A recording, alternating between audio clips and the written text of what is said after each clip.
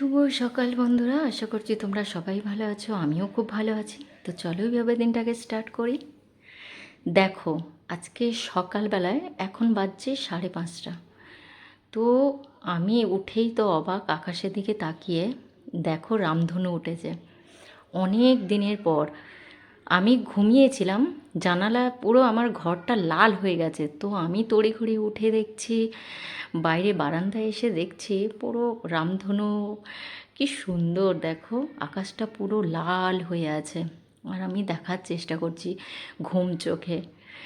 তো যাই হোক, আজকের সকালটা আমার এত ভালো কেটেছে, মানে ঘুম থেকে উঠে দেখছি আকাশটা এত সুন্দর সেজে আছে যে সত্যি কথা মনটা ভরে গেছে। অনেক দিনের পর আকাশটা এরকম রামধনু দেখেছি। ছোট্টবেলায় রামধনু দেখতাম, মা বাবা দেখাতো। তো সত্যি কথা বলতে কি, এই দেখার মানে চোখের স্বাদটা মিটছে না। দেখতে দেখতে অনেকটাও সময় চলে গেছে। আর আমি চললাম বাজারের দিকে। তো আমার হাতে যে প্লাস্টিকটা দেখছো, ওটাতে আমার কিছু শাড়ি ছিল, ওটা আয়রন করতে দিয়ে সোজা সবজি বাজারে চলে গেছিলাম। ওখান থেকে কিছু সবজি নিয়ে চলে আসলাম, আর জ্যান্ত কাতলা মাছ নিয়ে এসেছিলাম। আর আমার ভীষণ এই যে সময়টা, এই যে সবজিগুলো, মূলো কেন, পালং শাক, পুঁই বিটুলি, বেগুন, শিম, তারপর পেঁপে, মানে যা পেয়েছি মোটামুটি ব্যাগের মধ্যে পুরে নিয়ে চলে এসেছি। মানে বাজারে যত নতুন সবজি ছিল সমস্ত কিছু নিয়ে এসেছি, কারণ আমার প্রায় দিন আমার বাজারে যেতে হয়। এটা একটা আমার সমস্যা, একটা আনতে আর একটা ভুলে যাই। তো সেই কারণেই আমার এই অবস্থা হয়। তো যাই হোক, দেখো ওলকপি নিয়ে এসেছি। আর আজকে যেহেতু টাটকা মাছ এনেছি, তো সেই কারণে ভাবলাম ওলকপি আলু দিয়ে আর বড়ি দিয়ে মাছের ঝোল বানাবো। আর যেহেতু ট্যাংরা মাছ আমার ছেলের একটু ফেভারিট, ট্যাংরা মাছও ছিল। আর এটা মূলো শাক, মূলো এনেছি। ওর শাকটা একদিন রাখলে কেমন নেতিয়ে যায়, ওই জন্য ভাজা করে নিচ্ছে। আর মূলো শাকের এখন আগে যেরকম টেস্ট ছিল এখন তো মোটেও নেই। তো যাই হোক, ফেলে দেবো কেন, ওটা ভাজা করে নেবো। তো এখানে বড়ি দিয়ে দু রকমের মাছ দিয়ে একটা পাতলা ঝোল বানিয়েছি। আর আমার ছেলে তো ঝোলের মাছ খায় না, তো ওর জন্য এক পিস ভাজা রেখে দিয়েছিলাম। আর এখানে রান্নাবান্না কমপ্লিট হয়ে যাওয়ার পর আমি স্নান টান করে সোজা ঠাকুর পুজো করতে চলে গেলাম। তারপরে সময় হয়ে গেছে আমার ছেলে আসার টাইম। তো ওকে আবার মাছ ভাজা এখন নতুন শিখেছে, মা মাছ মোলা করে দাও। তো ধনে পাতা, কাঁচা পেঁয়াজ, কাঁচা লঙ্কা, কাঁচা তেল, মাছটাকে ভালো করে ছাড়িয়ে ওকে মাছ মোলা করে দিলাম। আর এই ট্যাংরা মাছ ওকে ঝোলেতে দিয়ে দিয়েছিলাম 2 পিস। আর একটু পেঁপে সেদ্ধ আর স্যালাড। কয়েকদিন ধরে একদম খাচ্ছিল না, তো এগুলো করে দিয়ে দেখছি যে ও মোটামুটি খাচ্ছে।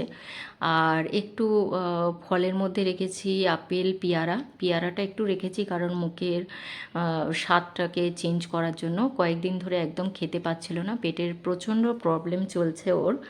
তো ও স্কুল থেকে আসে ভীষণভাবে অন্য টাইমে, যে টাইমে বাচ্চাদের খাওয়ার টাইম সেটা পেরিয়ে যায়, যার জন্য ওর খিদেটা চলে যায়।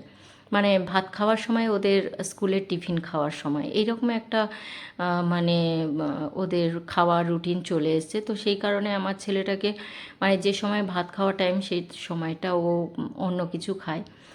এসেই বলে, মা আমার পেটটা ভারী, আমার কিছু খেতে ভালো লাগছে না।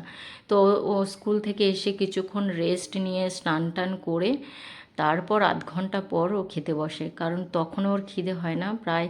আমি একটু ভারী টিফিন দিই, রুটি কিংবা একটু আলুর পরোটা এরকম টাইপের একটু দিই। তো সেই কারণে পেটটা অনেকটা ভরা থাকে। আর এই দিকে সবজিগুলো গুছিয়ে রেখেছিলাম। আর উপরের আমার ফ্রিজের একটু প্রবলেম চলছে, তো ফলগুলো নিচেই রেখেছিলাম। আর আমি আপেলটা কিনে এনেছি, গোল গোল সবুজ আপেল। এই আপেলগুলোর টেস্ট খুব সুন্দর হয়।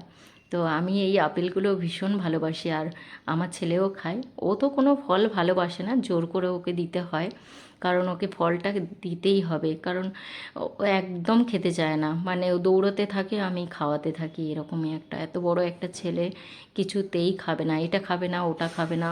ওর ফেভারিট হচ্ছে বিরিয়ানি। ওর খাবারের মধ্যে ফেভারিট বিরিয়ানি, চিলি চিকেন, এই সব এই টাইপের খাবার ওর ভীষণ পছন্দ। তো যাই হোক, ওকে ম্যাম পড়িয়ে যাওয়ার পর আমি খানিকক্ষণ নিয়ে ওকে বসেছিলাম, কারণ কালকের ওর বাংলা এক্সাম আছে, টেস্ট, ক্লাস টেস্ট। তো যাই হোক, আর মিষ্টির সাথে কিছুক্ষণ গল্প করলাম। এই আমাদের ডেলি রুটিনের মধ্যে পড়ে এই দুটো বাচ্চাকে নিয়ে। তো ওকে রুটিন গোছাইয়ে দিলাম। তো চলো